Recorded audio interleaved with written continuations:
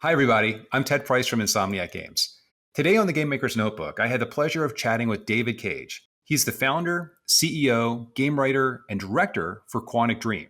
We talked about what it's like wearing so many hats at an independent developer and how he maintains balance while still spending quality time with his team.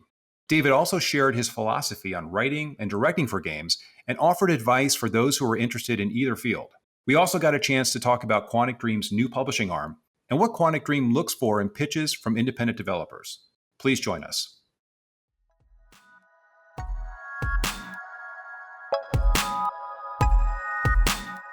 Welcome to the Game Maker's Notebook, a podcast featuring a series of in-depth one-on-one conversations between game makers providing a thoughtful, intimate perspective on the business and craft of interactive entertainment. The Game Maker's Notebook is presented by the Academy of Interactive Arts and Sciences, a member-driven organization dedicated to the recognition and advancement of interactive entertainment.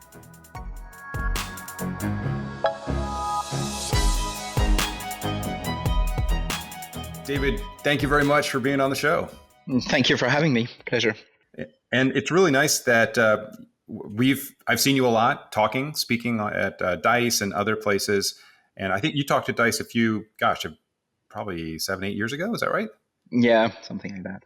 Yeah, and I remember you gave a great speech, and I've always had a lot of interest in talking to you and learning more about your approach to making games. But first, I just wanted to ask, as a kid, did you want to make games? No, I wanted to be an astronaut. Really? Yeah, when I was a kid. And sometimes when I see the French astronaut Thomas Pesquet, sometimes I wish I made a different choice in my career. But I guess I didn't have the talent and the intelligence to be an astronaut. So I was a game designer. No, and then I was fascinated by history. So I wanted to study history. But then I realized it was a difficult job. So I'm still passionate by history. But then I wanted to be a musician, and it's been my job for quite some years, actually. And that's how I started my professional career as a composer and a musician. And I still enjoy playing music every day today. So long story short now. No, that's great. I think it's awesome that you went from wanting to be an astronaut to becoming a professional musician. And so I'm actually, for the benefit of those listening, we're actually looking at each other through video, and I can see that you've got a really cool studio in the background with guitars, amp, big keyboard. What's your favorite instrument? Well, I started studying piano when I was 5, and I studied piano for like 15 years or so. And then I became a professional musician, and I play a little bit of different instruments, a little bit of guitar. I used to be a professional singer in the old days, and I had a career as a professional musician for quite some years before creating Quantic Dream, basically. Well, as somebody who's also interested in music, professional musician means a lot of different things, like session musician, performing, touring musician, writing music. Yeah, no, I was a studio musician, so I was composing, arranging soundtracks for clients. I was mainly a composer, arranger, working on keyboards and computers and samplers initially, drum machines, and then I became a little bit of an engineer because then I acquired a sound studio. So I had to know how to run it, and it's really nothing easy. And then I started playing a little bit of guitar, a little bit of bass, but I play a lot of things, but terribly. So I'm really not good at anything, but I really love it. I just enjoy playing music. That's fantastic. Well, as somebody whose life has, I suppose, been filled with music, how has that approach, or how's that affected your approach to games? I always felt that it was composing music or writing text or designing was exactly the same creative process. You need to find this space in yourself where you cut yourself from the outside, so you can really focus on your inner world and your emotions, and this is where ideas come from. So the output may be music, or it may be game design, or it may be writing, whatever. But it's the same process. It's about turning your emotions into something tangible. And so in doing that, do you find that it's important to have sort of your own space where you're you have the time and sort of the inward focus to elicit those ideas, whether it's music or game design ideas or writing ideas? Yeah, I think it's this mindset is pretty close from before you fall asleep. It's really kind of a dream like space where you're not exactly in here and now. You're in your mind, you're in your thoughts, and you try to catch yourself from the outside. So it's the same thing, it's the same feeling. And that's also why usually I feel more inspired maybe at night, because the world outside is down, and I can just focus on what I feel and what I think. And yeah, it's a very personal and intimate experience somehow, and it's something I really enjoy doing. And with time and experience, you learn how to do it, and how to find this space in yourself. But it's like a discipline, it's like an exercise, especially when you're a professional writer, where you need to have ideas and be creative every day, all week long. So it becomes an exercise, and it's pretty much like being a Buddhist or something, or a monk. You need to have this spiritual discipline somehow to find the space in yourself. Is there something that you use to trigger that state, like, or a series of exercises that you go through to reach that sort of Zen? I try different things, and I know many people use music. For example, they start listening to music, and I try that. But actually, because I guess because I am a musician, I tend to listen to the music, so it takes me out of this mind space. So I tried the opposite thing, which is having a headset that stop the noise. So it's the kind of thing that people using sledgehammers, or driving planes use, because you can't hear the noise, and actually you hear your own breath, and even your own heartbeat, but from the inside. It's a really strange thing, but it really feels like you're in a capsule, or you're really in your own bubble. And I try also to limit my field of vision, to be really just focus on the screen and have no noise, and can't be distracted by anything, and just focus on things. But to be totally honest with you about this, as I'm writing pretty much consistently for the past, I would say, almost 20 years, I've seen an evolution in one aspect. Is when I was younger, I could really focus on one task for hours. I could literally work on a scene for hours and hours without any interruption. But the more it goes, the more I realize that my work sessions need to have breaks more and more often, and I need to go on the internet, and I need to check my emails, and I need to go on my mobile phones.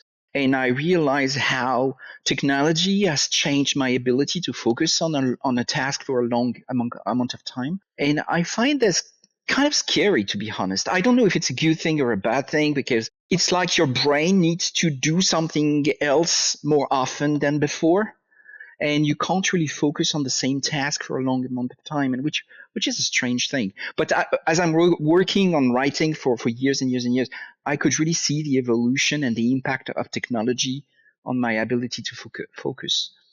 Has that changed your output, or is it, you just, as you said, do you just divide it up into smaller chunks? The truth is, I can't really tell, because then experience comes into play. So there are things that took you a lot of time before, because you were younger and less experienced. Now you're faster in knowing where you want to go. So experience maybe counterbalances this somehow. I don't know. It's very hard to compare, but it's definitely a different experience as a writer, where you could focus for hours on one thing, where now you need to have these breaks all the time. And sometimes it's really annoying. Like, why do I need to check my emails? I mean, come on, be serious about this. Why do I need to go on my mobile phone? I don't need this. But it scares me, because it truly shows how you can become addicted to technology. And I think I'm quite a reasonable guy in general. I'm not dependent on anything, but still, I mean, there's something happening with technology that I don't like so much, to be honest. And that's also something I wanted to talk about a little bit in Detroit Become Human. It's how we become dependent to technology, and how it can become a problem. Well, was that a conscious effort by you when you became up with the idea for Detroit to elicit that theme, or did that sort of arise as you were diving into the game concept? Well, no, I think our relationship to technology was something that I felt important because I could see it in my own life. I could see it with my kids. I could see it around me. I can see it everywhere, to be Mm-hmm. honest.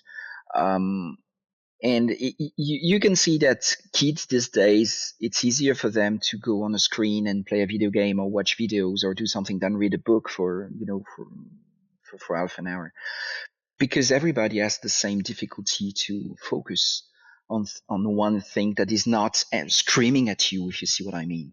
When you're on your mobile phone, you click and you see and you watch and you scroll, you do all these things, and there's sound and there are images, and you can quickly switch from one thing to another.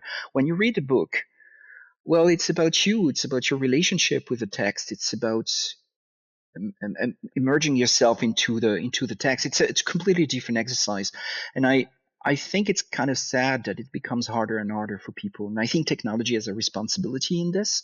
And the more it goes, the less I'm convinced that technology has a positive, impact on people's life. I mean, technology is wonderful, of course, but the way we use it, maybe there are things that we would need to discuss as a society.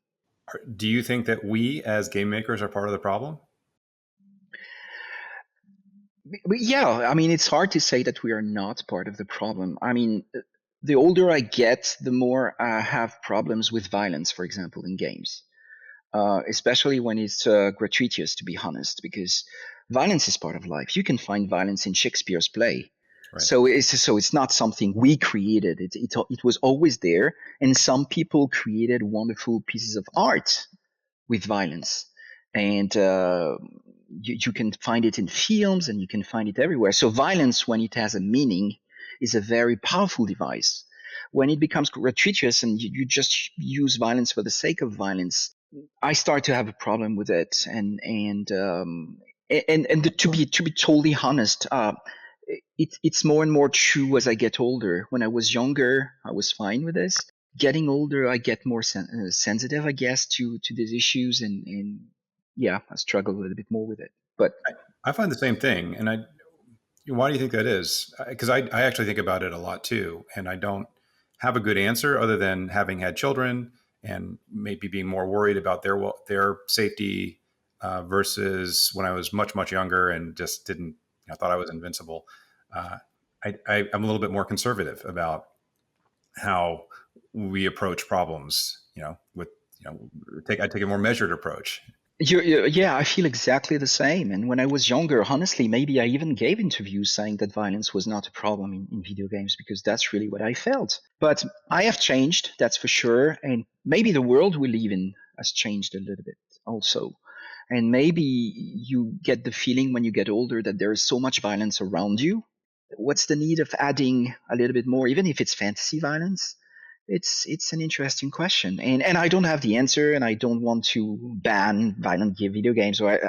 There's nothing extreme in what I'm saying. I'm just saying, as a creator, I become more sensitive to this, and yeah, I think there's so many great things to say with video games that maybe violence is not the only way. That's all I feel. Yeah, and I just to be clear, I wasn't referencing violence. I was more talking about video games being uh, one of the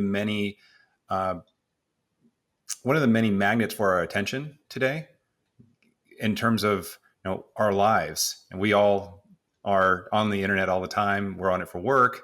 We're on it for play. We're playing games for entertainment, and also, I guess, in the world of where a pandemic is still raging, for relief, essentially from stress.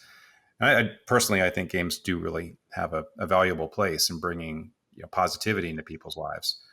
Absolutely, no, I completely agree. Completely agree, and maybe we want to see more games, bringing these positive values.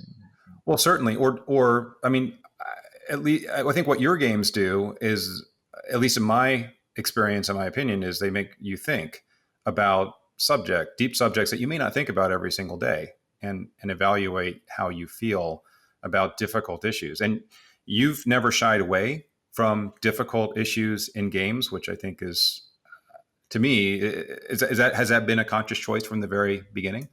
Yes, it has been a conscious choice. Um, and it was based on one simple idea is, are video games inferior to films or to literature or to theater or to whatever other art form?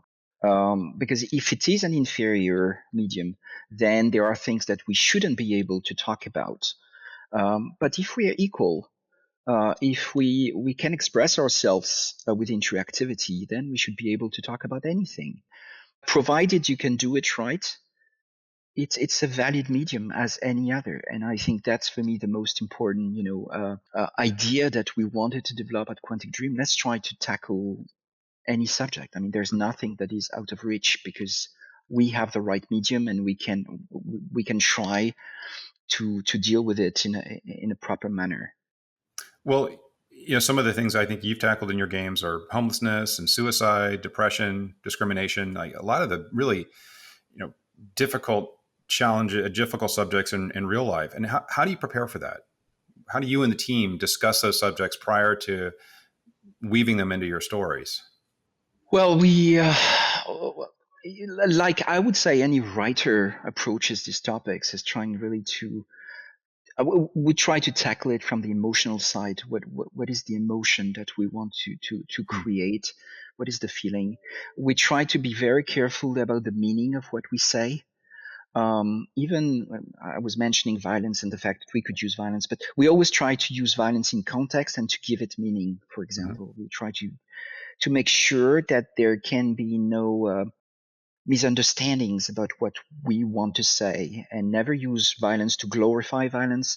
Never, if you talk about suicide, the goal is never to glorify suicide, but just to ask the question to the player and to present to him the situation and try to make him understand and question himself. And same thing with anything. You just try to be honest in the way you approach things. You try to be sincere. You try to be fair. You try to be careful about what you say, which is particularly important in our case where we use branching stories. And it's very easy to say something very positive in one branch, and another branch becomes kind of ambiguous because you wanted to offer choices, but actually we try to be always very careful about the fact that we would never offer a branch in our story with a meaning that we wouldn't fully support.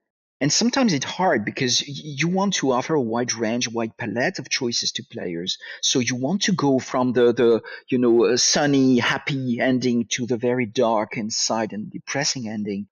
But you need to be careful about what you say. For example, in Detroit Become Human, we wanted to make sure that we wanted to have a dark version where Marcus would use a dirty bomb in order to get rid of the human race.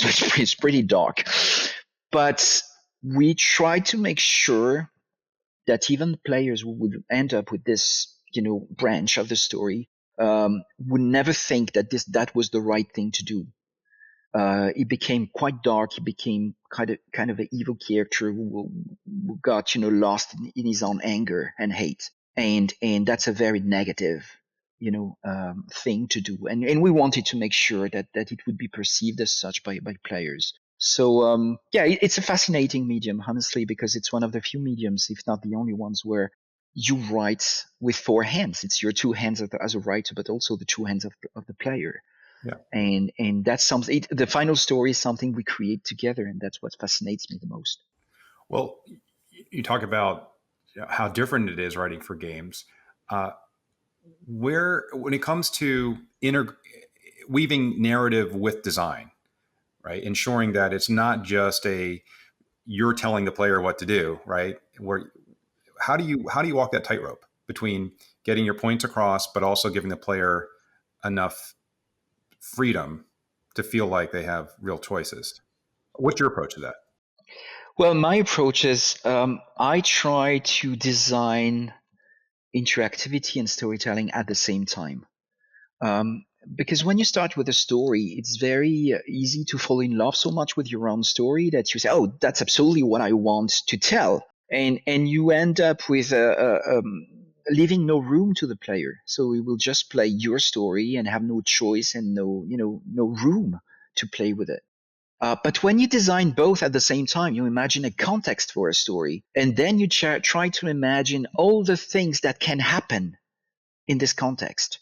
And then you realize that trying to draw all these lines of possibilities, you create a narrative space in which the player can navigate. He can decide within this narrative space that you define. He can choose his own path and tell his own story. And you create a space for him where he can express himself or herself um, in order to tell their own story. And that's for me the most interesting thing. It's a challenge. It's an immense challenge. Honestly, I'm doing this for 24 years, and believe me, each time I start a new scene, it's like, oh my god, how am I going to solve this? Because you don't deal with mechanics so much. Each scene becomes unique, and you need to come up with new ideas for gameplay. And sometimes when you look from the outside at the games we make, you may think, oh, it's just easy, and there's a story. You do this, you do that. No, wait a second. Each scene has mechanics, it's on threads, it's on way of being played, and we try to find new answers each time. That's why it's fascinating, but also that's why also it's such a challenge. I totally understand. It's we run into the same problem at Insomniac because you want to give players a Sure, lot of options, but you have real world constraints, right? In terms of time and the number of absolutely. mechanics you can create. So how do you deal with constraints when you are creating all those lines? You said, to define this space. Constraints. That's a very important word, and it's one of the most challenging ones because I'm in a special position at Quantic Dream because I'm also the CEO of the company.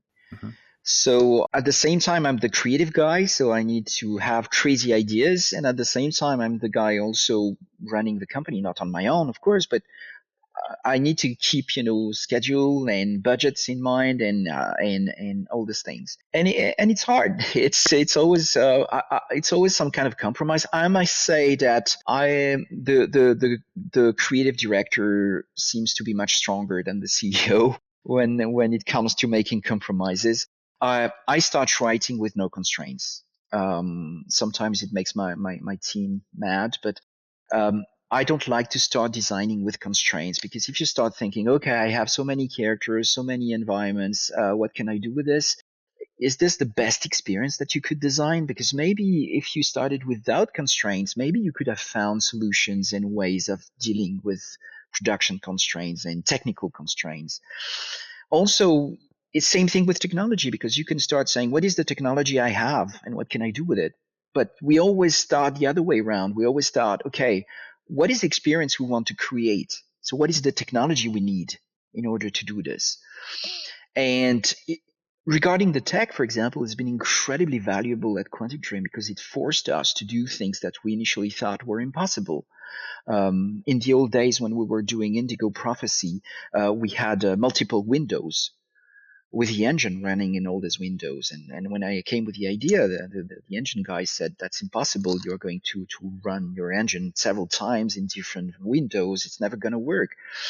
And actually, they found a way to make it work. And that's a very good example of how we work together at Quantic Dream. And I must say the team is absolutely amazing because they embraced this idea of let's design something incredible and we'll figure out how we'll make it in a way or another.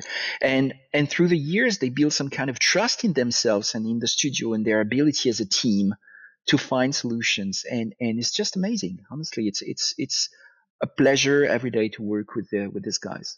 Well, it's fantastic that you develop your own technology and it works hand in hand with the games you design. I want to go back though to that example that you raised, where your engine director or the person who was coding that feature for multiple windows said this won't work. What was your approach to getting over the hump with that person?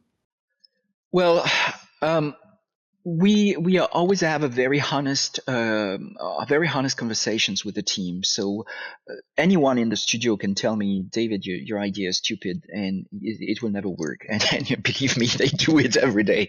But what I try to do is sometimes they are right, and I just step back and say, okay, you're right, let's find something else. But when I strongly believe in something, I tend to take the responsibility, and I told this guy, listen, let's try. Tell me how long you need. I'll give you this time. And if it doesn't work in the end, you'll know what. You'll blame me. And I'll be the one.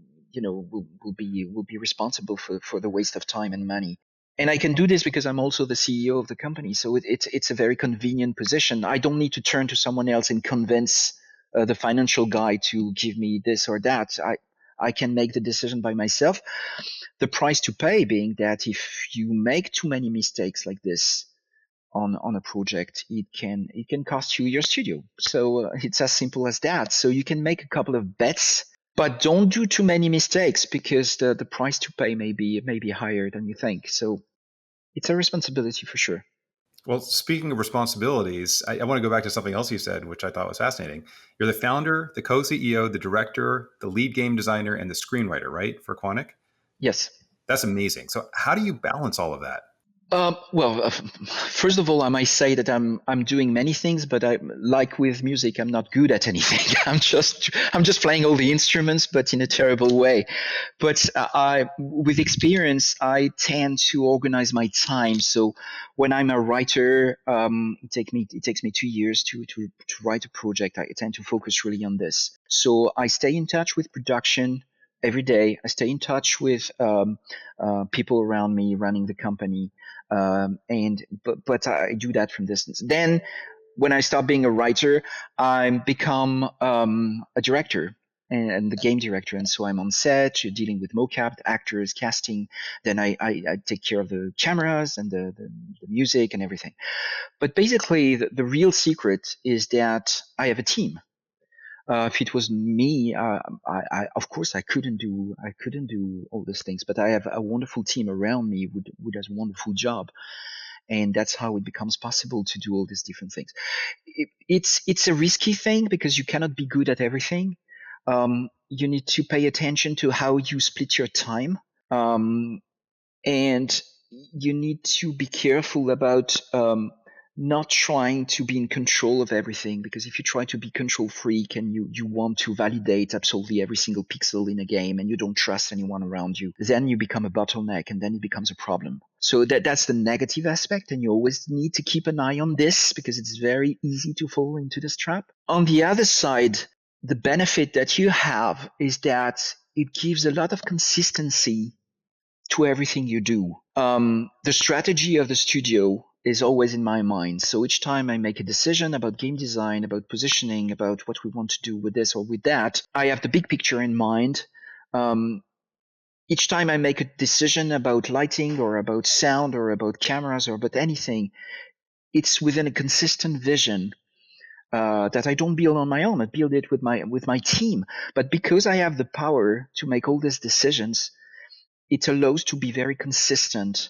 And so sometimes in studios or in companies in general, you have one guy who wants to do this and the other guy wants to do that, and because they are in control, they fight each other, and usually it's not a good thing for the team and for the company. At Quantic, it's something that doesn't happen because we build a vision together, and we have a consistency in the strategy and the choices we make.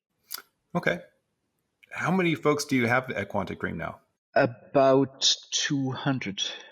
And you've got 2 studios, right? We have a studio, our main studio is in Paris, and we have a studio, we just opened a studio in Montreal in January. I've actually read you talking about the studios, read an interview where you were talking about the studio, and you were talking about how because we have been in a pandemic, remote communications have been better, I suppose.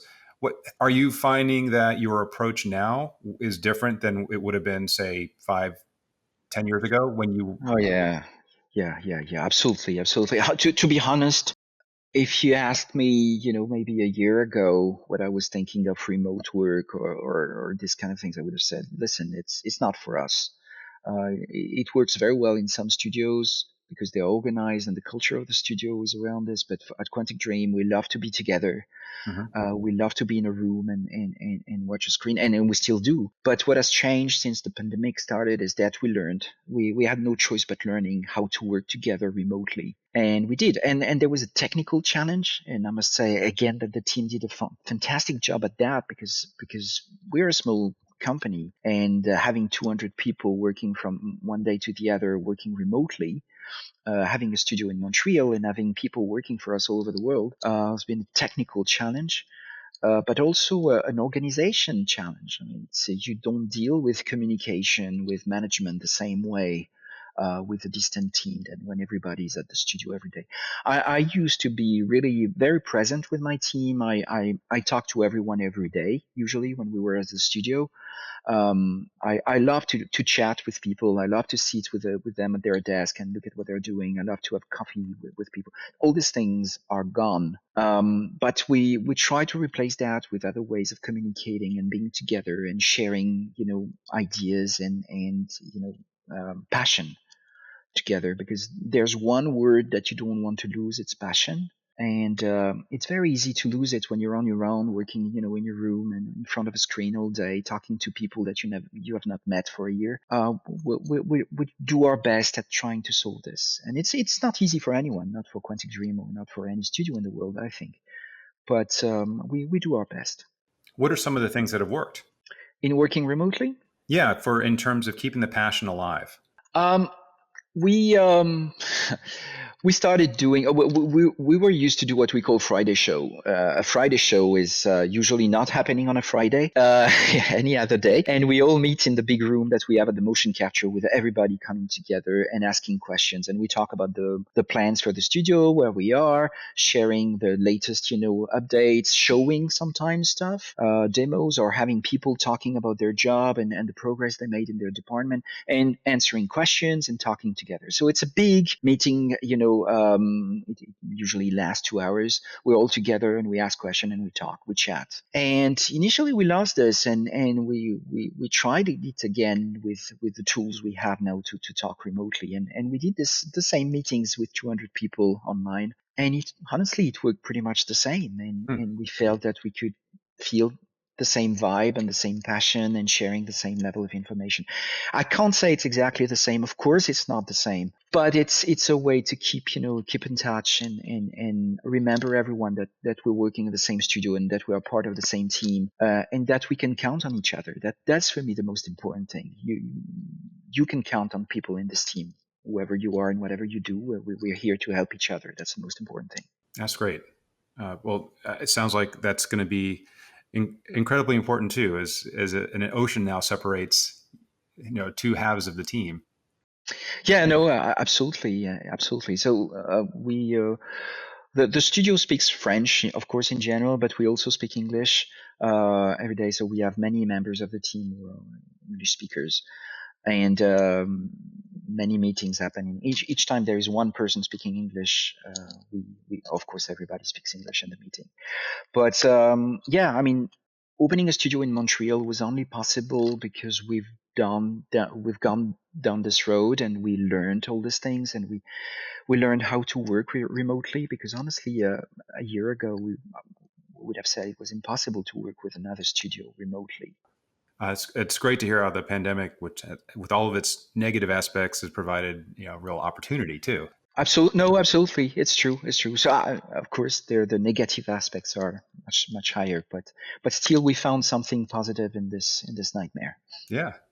Well, something else you mentioned that I wanted to ask you about was being a director, and I mean director on stage. And your games are so cinematic, and you have brought in amazing actors, and you get amazing performances from your actors. What is it like directing somebody like Willem Dafoe? He's one of my favorite actors, and I think it's so cool that you've been on stage with him and working with him to get to make your game. Directing actors like Willem Dafoe and some all the other wonderful talents that we have is like driving a Ferrari. It's very sensible. I mean, if you touch one thing a tiny bit, the car will react immediately, and you will get what you ask for. And I can't find any better comparison. But that's really the case. You have someone who understands very quickly in front of you, and we will give you something better than what you ask them to do. When you have to deal with a bad actor, you always need to exaggerate and to ask him to amplify and to. But when you work with such talents, oh my God! I mean, it's you just watch them act. To be honest, you try to help them. You don't direct them. Someone like Willem Dafoe doesn't need me to direct him. I'm here to give him the context. I'm here to give him the intentions. But then I just watch him act, and I'm just his first, person in the audience, and it's just so enjoyable. I mean, oh my God, it was such a pleasure. And same thing with people like David Bowie, or with Elliot Page, or with all the other wonderful people we worked with, from Brian Descartes and Clancy Brown, and all these amazing, amazing people. Clancy Brown, what a great one. I mean, he's been around in the games industry forever. I remember when he was working with the Naughty Dog guys because he was one of the voice actors in Crash Bandicoot. Yeah, absolutely. And he must have been a lot of fun to work with. It was really a lot of fun to work with him, and also it was a real pleasure because sometimes he played a lot the evil guy in films. It was the case in Highlander, and it was the case in Mhm. Shawshank Redemption, and often he has this kind of roles, and it was such a pleasure to give him a completely different role, and make him this kind of bear with a golden heart, Mhm. and honestly, I felt it was spot on. I mean, it was just amazing. But that's what is amazing with these actors is that when you give them the role, you get the feeling that they never acted. They were just this character in real Mhm. life, but actually they are actors, and they're so talented that they can give you the illusion that they've always been this character that you imagine. So, what are some advice that you have for first time stage directors in the games industry? Well, um, did you mean in motion capture? I mean, yeah, basically motion capture, or even just voice recording, like when you have somebody who's delivering lines, because most game companies now do both, right? Where you're on stage, and sometimes and a lot of the times it's simultaneous. Uh, but here, maybe a better way to ask this is, what are some of the mistakes that you've seen people make, or you yourself have made early on, that you would suggest avoiding? Well, there's a famous French director, I think it's Godard, who said, being a director is a lazy job because if you have a good script and a good cast, you have nothing to do. And I think that that's so true. I mean, my recommendation would be work very hard on getting your script right on paper, and then work very hard on finding the right cast. And if you do this right, then recording, whether it's motion capture or voiceover, will be a walk in the park because you will have found the right text and the right mood and the right voice for it. Mm-hmm. And yeah, I mean that's probably the best advice I can give. And each time you struggle on set on something, usually it's because you got something wrong, and because at some point you didn't work hard enough, or you made the wrong choices. Are there any special things that you do to prep before going on set, like having table reads with the actors or something similar? Yeah, I have a very special process. I'm quite an anxious guy. My worst nightmare would be to arrive on a stage unprepared and not exactly knowing what's going to happen, and not having the answers. That's for me my worst nightmare. So I tend to work a lot month before the shootings. So my process is a little bit special because I write in French. So all the dialogues are written in French because that's my mother language, and I feel I can only write in French. So then it goes through translation, then it goes through adaptation, and then we do table reads with actors. And we get a bunch of actors around the table, and we read the script, and we fix, we change things, and we rewrite, and we cut, and we do all this kind of things. So on Detroit, we worked with an actor called Dominic Gould, who was actually Ali's father in the game. So he had a role in the game, and he's an American actor living in Paris. And we worked together with Adam Williams, who is the other writer I work with, and we locked ourselves in a room for weeks and weeks and weeks, and just read the script from the first word to the last.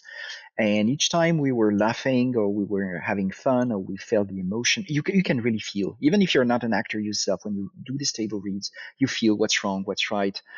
And so when we arrived on stage, there were very few surprises, actually. I mean, the text was seemed to work, and we did very few changes to the dialogues themselves. Okay. That's great. I mean, that's got to be useful for anybody who is just getting into this to hear your perspective on it. Yeah, one quick thing about the mistakes. I like to work with people who take this job very seriously.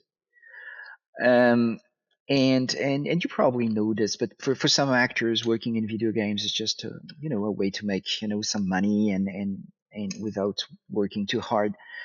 And for some actors, they take that very seriously, and they understand that they need to give you a performance. And for me, that's a huge difference. I was so fortunate to work with so many incredibly talented actors, but also hardworking actors who arrived on stage knowing their lines perfectly, having worked ahead, knowing their characters, and having smart questions and interesting propositions to make about their characterization. I mean, that changes everything because the director is not the guy who knows everything about everything. It's a collaboration with the actor. You need to work hand in hand with them. That's the only way to do something great. And if you have someone in front of you who cares, who thinks is important, who knows what he's doing here and why he's doing it, that changes your life. And there's a good chance that you will have a wonderful result. From this collaboration, if you have an actor who has this mindset. Well, those results also seem to rely heavily on really good mocap, really good rendering, uh, great artists who are taking that data and making it work on the screen. You've done some really forward-thinking things in mocap, right? You've been doing mocap probably longer than most game studios because you realize the importance of mocap for your stories much earlier than most of us did. Where do you see things in for you in 5 years, say with mocap? What do you believe is going to be make life even easier for the actors and for you? Yeah, it's an interesting point. I mean, we started working with motion capture in 1994, 95 with an external company, and this the motion capture systems were used in hospitals actually to study the human skeleton. And so they started to use it in special effects, but it was really the beginning. So we really did all the possible mistakes with it. And in 2000, 20 years ago, believe it or not, we decided to acquire our own mocap studio because we felt it was a very important technology and we wanted to learn from it and develop it. And actually, the first games we made, I mean, our characters were strange creatures because the guy doing the body motion capture was someone, the guy doing the voice was someone else, the face was created by a graphic artist, and I mean, the one character was the result of the work of 5, 6 different people. And so it was very hard to find any kind of consistency in the characterization because it was nothing really worked. It was really a strange monster, a strange creature. And actually, one of the decisions we made in the short Kara, I think, for the first time was to say, let's stop all this. Let's have one person, one talent, and let's use their face, their voice, their body movement, their entire performance, but also their likeness. So we will recreate entirely their performance, and we will have a completely consistent performance in the end. And it was, Kara was the first time we used this with a wonderful actress called Valerie Curry, who ended up playing Kara in Detroit. Um, and that was a major change for us. And an important aspect for us was to be non-intrusive for the actors, because the first technologies, actors had a backpack, very heavy, a headset, very heavy, a lamp, a battery, and wires, and they were looking like astronauts.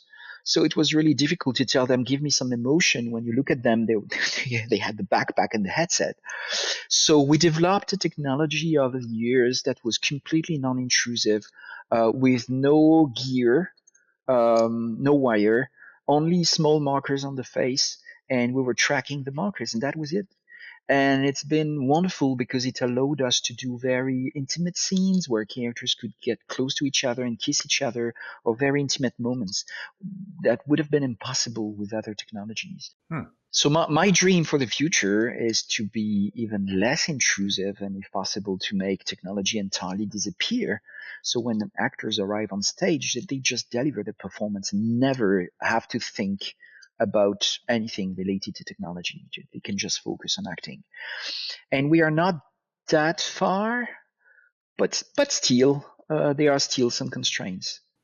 So let me ask sort of a parallel and somewhat snarky question then.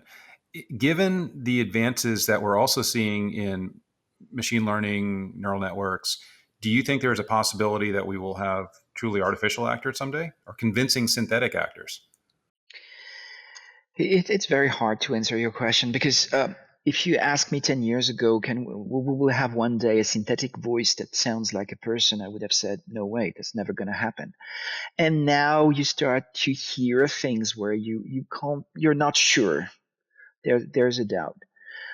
It's very interesting also at the studio. We start to use deep learning and neuronal networks for characters navigation to make the way they move more natural. Mm-hmm. It's getting there. So can we talk now about synthetic actors? Of course not, because we're just talking about technologies and how we can make them speak and make them move. But of course, they don't think, they don't react, they don't have emotions yet. But is it impossible to imagine that in the next 10 years or so, we'll have characters that will become autonomous narrative agents? Who knows? Who knows? It would be interesting that as a game designer, I would probably define the parameters of the character, but not necessarily what he needs to say. Yeah. But that's still a dream. Well, it may, as to your point, it may get here faster than we think. But taking a step back, right, into the place we're close to now, what you show in your games is definitely something approaching photorealism, right? I think, and we see this now even more with other games as we head onto the new consoles and see better GPUs coming out. What do you think is holding us back right now from truly photoreal characters in the game? Yeah, it's a good question. I think there are mainly two things. I think facial animation remains a massive challenge for everyone. And it's one thing to do a nice demo that is going to be 30 seconds long and to do an entire game where you will have hours and hours of dialogues. It's two completely different things. It's the difference between doing a showcase and doing an entire production with this level of quality. So the pipelines that you need to put in place are slightly different. So facial animation is definitely a challenge because it's very complex. All the muscles, all the things that happen in with the lips, with the eyes, is really subtle, and it's so subtle that it takes a lot of work to recreate that. So that's why it's easier to do it in a showcase than to do it at the size of production. It's also, and I'm talking here in real time. I'm not talking CG, right? Because sometimes in some games they do the cutscenes in CG, but that's a different beast. But in real time, it's a challenge. And the second thing is probably lighting. Lighting is the most important thing, and it by definition is something that is invisible. I mean, but it's everything. It's okay to have less polygons, to have less definition, to have less everything. If you have the best possible lighting, the rendering will look great. But if you have a terrible lighting, no matter what you do, it's going to look terrible. What are the things that you're doing at Quantic Dream to address that? Well, one, we have a director of photography that Okay. comes from films, so it was a big step for us because the first day he arrived, coming from real live, shootings, was like, oh my God, where am I? This world is how many light bulbs can you have? I mean, and of course there were constraints everywhere, technical constraint that he didn't have in real life. So we had to be very creative about how can we find solution and answers with your constraints to make it work. Um, and then there are some little tricks that we like to have, and we started this years ago, probably on Heavy Rain. We developed a tool that allows to do shot by shot lighting. So, in cinema, they don't have a general, setup for lighting that they use on all shots. Each shot has a special lighting rig. And actually, we decided to do exactly the same thing in the game. So every single shot that you can see in Detroit Become Human has a specific lighting. And that's the only way to avoid all the little issues that you can see with the shadows, the bias, and all this kind of things that look ugly. If you want to solve this, you need to do a specific lighting, especially for the close-ups. That's impressive. That sounds like a lot of additional time for a cinematics heavy game. It is, but actually, we didn't have a huge team to do this. We developed tools and pipelines, Okay. so it became much faster. But the gap in quality, if I show you Detroit Become Human without this system and without the lighting, you would say this is ugly. But the game really totally changes once you add the lighting. It's true for any game. Yeah. But in our case, because we do a lot of close-ups of faces, especially, and because we like to film very close to the characters, there was no other choice. And that's a bold choice in general. Right? I think most of us tend to treat those shots like gold because they do take so much time and so much focus. Yeah, but at the same time, in the industry in general, what they need is to have a wide camera angle because they usually shoot action. So they want to film from far, except in cutscenes. So they have much less of these close-ups than we do because we do a narrative game. So we love to film very close to the characters. So I would say it's just different needs. And based on the type of games that we are making, we needed to develop a dedicated technology that would support this type of experiences. Yeah, makes sense. I wanted to ask you just a couple questions on a completely different subject, and that is your jump into the publishing world. So now that you're a publisher, what are some of the changes you've had to make to support publishing other people's games? Well, first of all, we had to start a publishing department. So we recruited very very experienced and passionate people in this team, coming from different major publishers who brought to us their experience and their expertise. So that was very useful. Being a publisher, we worked for publishers for 24 years, and when we started this, we thought, what were the things that we would have loved to find working with the publishers that we couldn't really find, and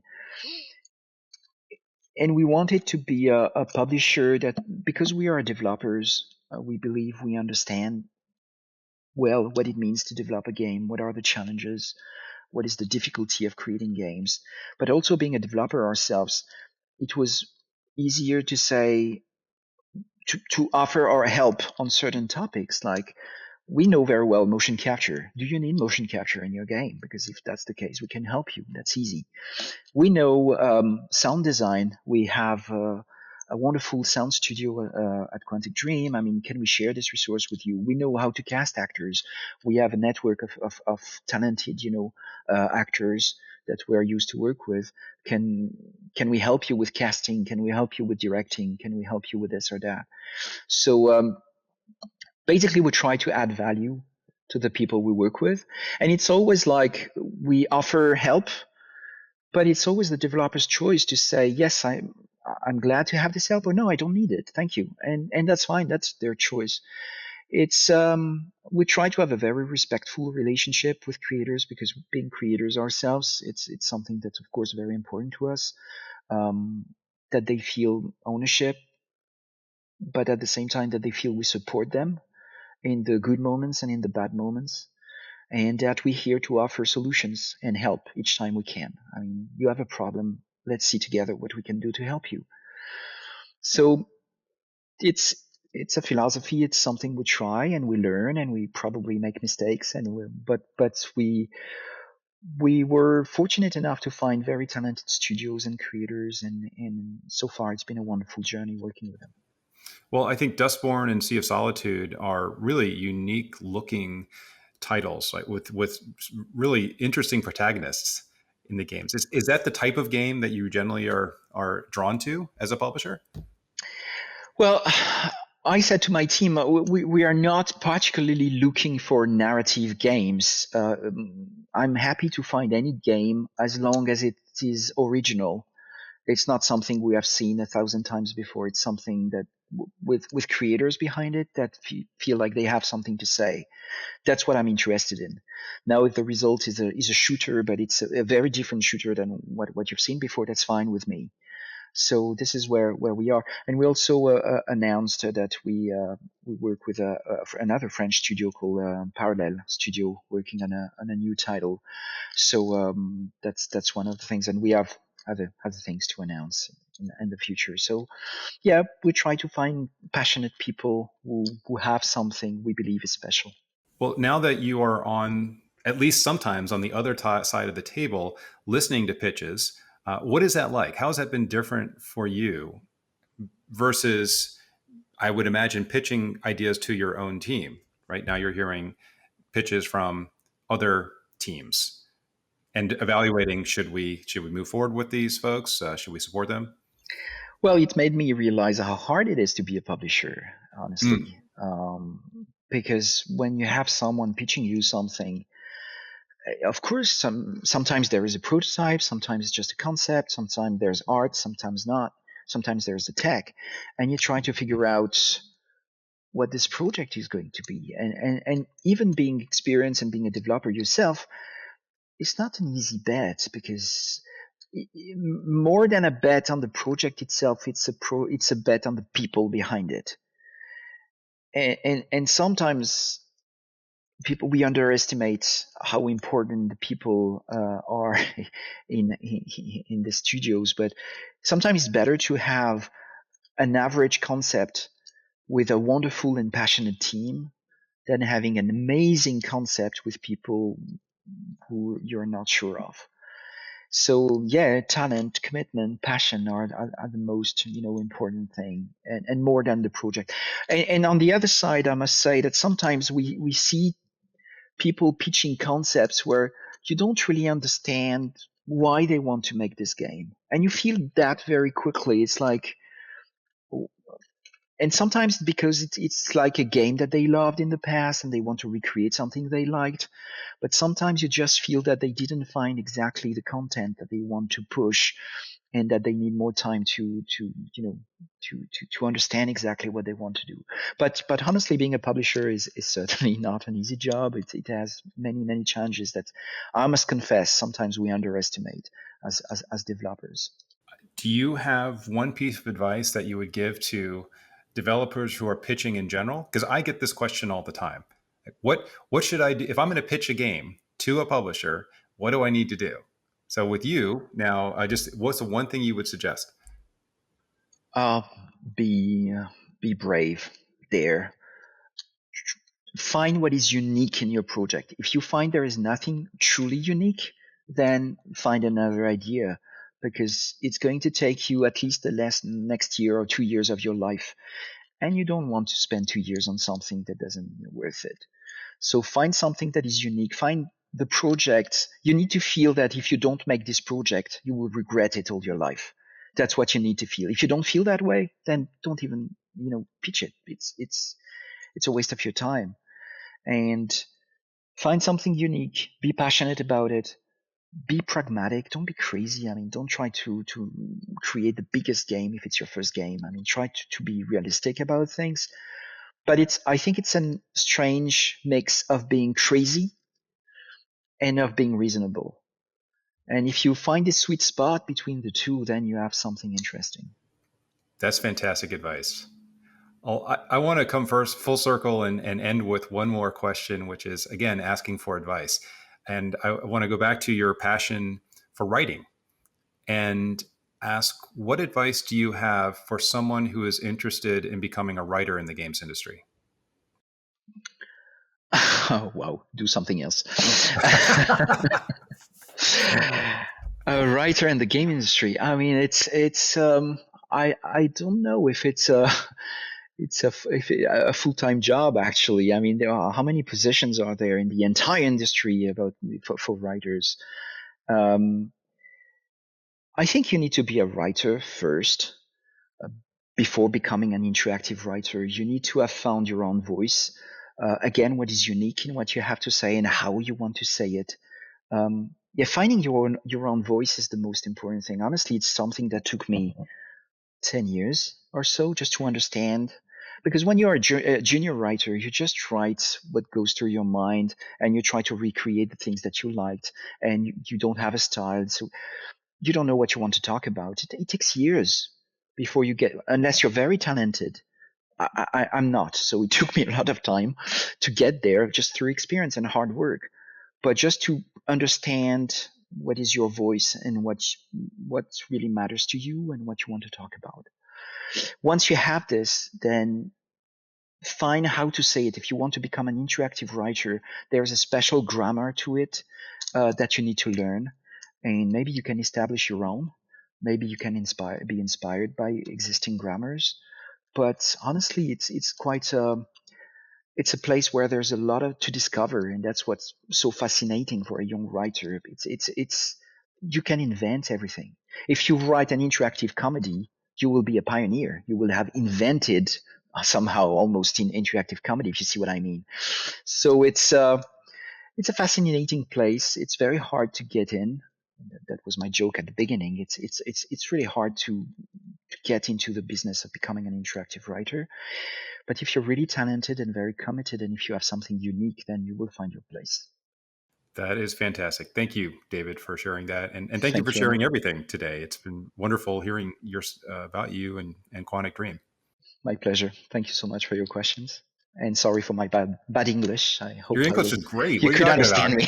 Your English is a million times better than my French. So.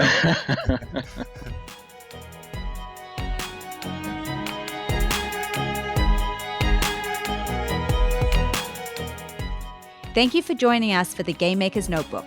For more information on the Academy of Interactive Arts and Sciences, our podcasts, and our other initiatives, please visit www.interactive.org.